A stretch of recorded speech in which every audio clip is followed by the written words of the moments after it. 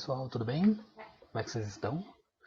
Vamos lá, a gente precisa terminar umas questõezinhas, eu preciso falar mais um negocinho que não tinha dado tempo ainda, então a gente precisa conversar. Aqui uma revisãozinha, já vimos isso, né? Present Perfect, já entendemos isso, e eu tô deixando em todos pra gente ficar realmente focar nisso e encher um pouquinho nisso daí, tá bom?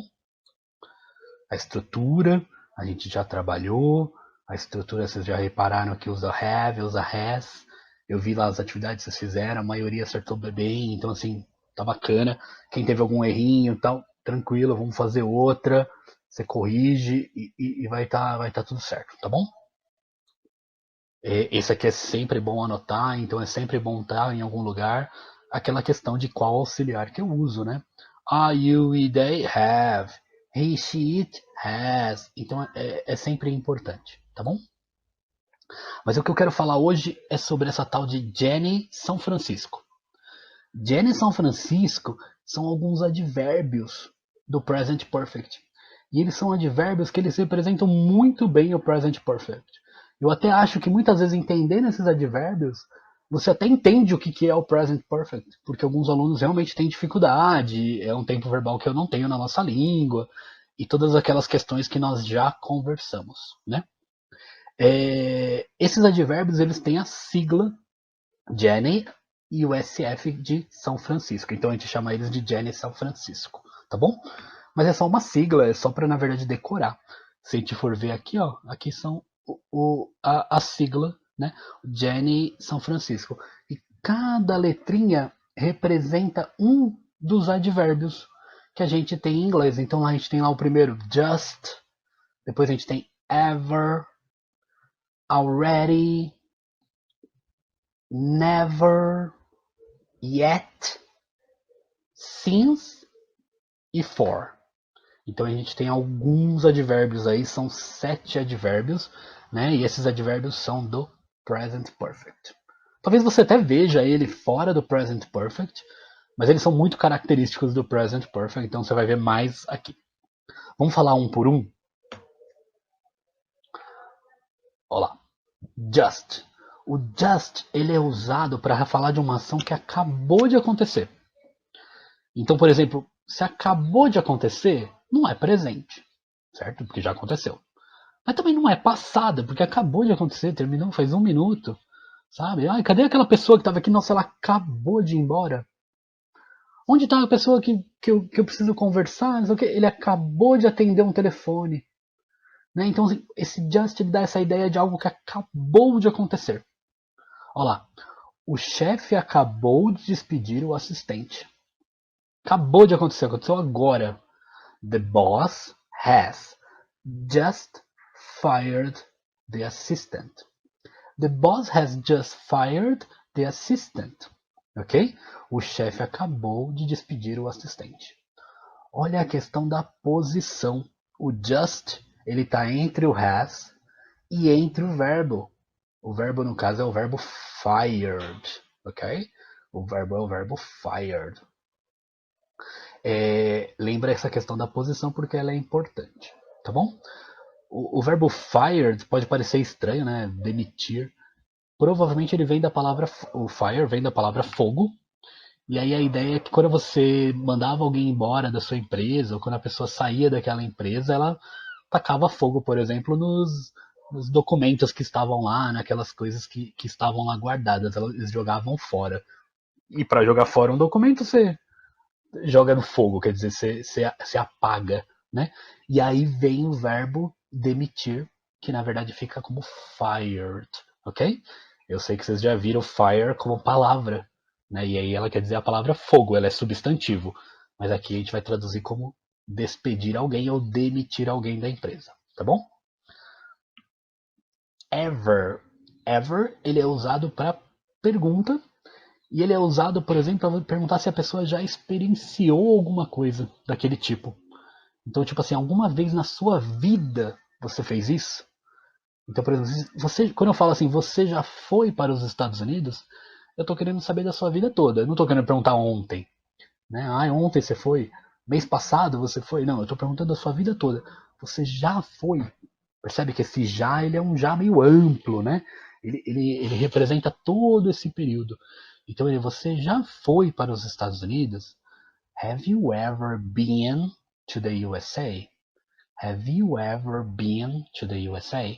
Em algum momento da sua vida você foi para os Estados Unidos? Essa é a pergunta, tá bom? Olha a construção, né? Como é uma pergunta, o have vem na frente, né? Fez essa construção. Logo depois do have eu tenho o auxiliar. E aí vem o ever e depois o verbo, né? No caso aí o verbo é o verbo to be, que dá a ideia de se você já esteve, ok? A gente não fala muito assim no Brasil, no português não é costume, mas na verdade o que ele está perguntando é se você já esteve nos Estados Unidos, tá bom? Porque eu sei que você não está lá porque eu estou falando com você aqui no Brasil, então eu quero saber se você já esteve. Por isso que ele usa o verbo to be. Lembrar que o verbo to be é o verbo ser e estar, ok? O outro advérbio que nós temos é o advérbio already. Ele é usado para perguntar se uma ação no passado já terminou e para responder que essa ação já terminou, porém em um tempo indefinido. Sabe como que a gente vai traduzir ele? Já. E aí o ever, como que a gente traduz o ever? Já. Então tem que tomar um pouco de cuidado, porque esse already, ele quer perguntar assim, aquilo que você falou que ia fazer, você fez? Então essa é a ideia. Aquilo que você falou que ia fazer, você fez? Eu não sei quando, assim, mas você fez aquilo? Então, por exemplo, você falou que ia comer alguma coisa. Eu vou lá e te pergunto: Have you already eaten anything? Have you already eaten anything? Você já comeu alguma coisa? Você falou que ia comer e tal, você já comeu alguma coisa? Aí a pessoa fala assim: Yes, I have already eaten a sandwich. Ou Yes, I have already had a sandwich. Olha o que ele usa para falar que comeu. Ele usa o verbo have. E ele fala assim, eu já had. Como assim had? Esse had é muito usado no inglês, principalmente americano, para falar quando a pessoa já comeu alguma coisa. E ele usa o had no lugar do verbo comer. Os americanos fazem essa inversão, tá bom? Nem tem tradução no Brasil. Quando eu ver uma frase assim, eu tenho que traduzir como verbo comer, mas seria mais ou menos assim, você já teve aquele alimento, aquele sanduíche, né? Eu já tive aquele sanduíche. Teve no sentido de que ele comeu o sanduíche. Era mais fácil eles usarem o verbo comer, né? Mas eles não usam. Então eu preciso falar dos dois, tá bom? Então, ó, I have already had a sandwich. Eu já comi um sanduíche, ok? Esse é o already. Never. Never vocês já devem ter ouvido. Né, o never ele indica nunca, né? Então ele é fácil, ele é uma frase fácil, né? Então a pessoa pergunta alguma coisa da sua vida e você fala assim: eu nunca fiz isso. I have never been to the USA. Aquela pergunta lá anterior. Você já foi para os Estados Unidos? Que a gente perguntou assim: Have you ever been to the USA? Essa é uma resposta. I have never been to the USA. Ok? Olha a questão da posição, isso é sempre importante. Último nessa sequência, yet. O yet vai ser usado como ainda. Cuidado que em inglês existe um tal de still, que também é ainda. Mas eu não quero falar dele, ele não é importante agora. Tem que tomar cuidado porque o still, ele muitas vezes ele dá uma ideia positiva. Quando a pessoa fala assim, eu não fiz isso, mas eu vou conseguir, né? Então ela usa o still. Então ele tem uma questão de gramática. Então não vamos focar nele agora, ele não vai aparecer. O que a gente vai usar bastante agora é o yet. O único detalhe do yet. O yet em inglês, ele vem no final da frase. Então ele é sempre colocado no final da frase. Só que na tradução a gente não faz isso. A gente coloca o ainda meio que no meio da frase, ou antes do verbo, né? Ou depois de perguntar alguma coisa. Então a gente não coloca ele no final, é uma mania nossa. Em inglês eles têm a mania de colocar no final da frase. Olha só, por exemplo, essa frase. Você ainda não ligou para o Sr. Smith? Então eu faço uma pergunta para a pessoa Eu pedi para ela ligar e aí eu tô confirmando. Você ainda não ligou? Olha como fica em inglês. Haven't you called Mr. Smith yet? Haven't you called Mr. Smith yet? Olha o yet, ele vai lá no final da frase. Ok? E lá no final da frase ele acaba tendo uma força, né? Ele acaba sendo falado de forma bem forte. Isso é interessante. Porque no português é meio que se perde, né? O ainda fica no começo e se perde um pouco.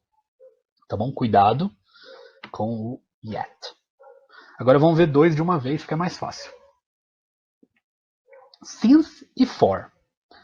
Eu sei que eu nunca falo isso para vocês, mas a melhor forma de entender since e for é tradução. Não tem jeito, gente. Se eu for tentar analisar a gramática dele, eu preciso que vocês entendam várias questões de gramática e de verdade não vale a pena. Vamos por tradução. Since é desde. E for é a. Aquele a com H. Ok? Do verbo haver. Ok? Não é o a com a, pelo amor, que é artigo, né? Pelo amor de Deus. É o a com H do verbo haver.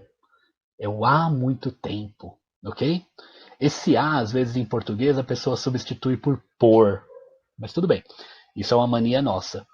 Mas gramaticalmente seria o a com H ou o por 3 anos, por 5 anos, ok? Por uma década, tá bom? Então, se eu for por tradução, since e for, não tem erro. Se for por tradução. Se for, às vezes, tentar entender a lógica, tal, você pode acabar se confundindo. Então, tem até um exercício que é para completar com since e for. Então, assim, ele é fácil, mas você tem que ir na tradução. Olha na frase. Ó, eu trabalho nessa companhia desde 2013. Tranquilo. I work at this company since 2013. Ok? Então, é desde na tradução. Vamos colocar o since. Faz mais sentido colocar desde ou faz mais sentido colocar a com H? Eu trabalho nessa companhia há 2013? Não faz sentido. Né? Não faz sentido. Há 2013. Poderia falar assim, há 20 anos. Aí faz sentido. Há 7 anos. Faz sentido. Mas há 2013 não faria. Então, nesse caso, usa since. Mas olha já na de baixo. Eu morei no Havaí por 3 anos. Ok? I have lived in Hawaii for 3 years. Olha a pronúncia de Havaí, que linda. Hawaii for 3 years. Eu morei no Havaí por 3 anos. Não faria sentido colocar assim, eu morei no Havaí desde 3 anos? Não faria sentido. A não sei que fosse desde 3 anos de idade. Aí tudo bem. Mas falta coisas para colocar na frase. Não está escrito isso. Está escrito 3 anos. Ok? Vai por tradução que você não vai ter muita dificuldade. Talvez no exercício você consiga entender melhor. Talvez seja um pouco mais fácil olhando e fazendo. Gente, valeu. É isso. Não vou fazer reunião online essas semanas.